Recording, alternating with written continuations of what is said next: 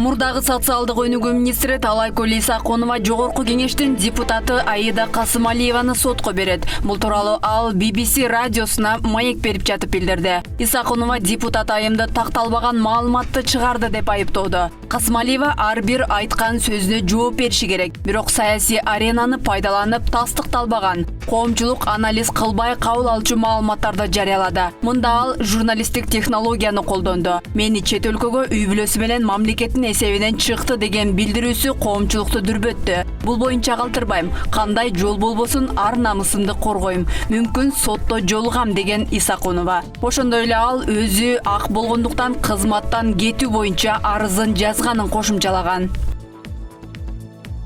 Бишкекте түнкү клубдардын биринде мушташ чыгып, анын кесепетинен бир бала каза болду. Бул тууралуу укук коргоо органдарынан билдиришти. Маалыматка караганда балдар алгач түнкү клубда айтыша кетишкен. Кийин алар башка жакка барып мушташкан. Эки бала бирөөсүн чаап түртүп жиберишкен. Ал бала жыгылып тепкичке башы менен тийген да ошол жерде каза болгон. Факт боюнча кылмыш иши козголуп, окуяга шектүү катары эки бала кармалып камакка алынгандыгы, алардын бири өспүрүм экени айтылууда.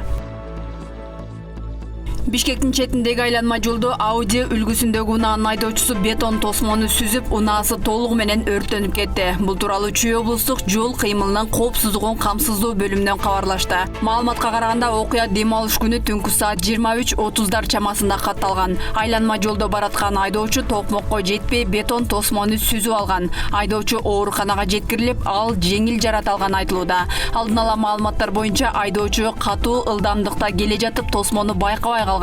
Учурда аталган окуя боюнча иликтөө иштери жүргүзүлүүдө деп айтылат маалыматта.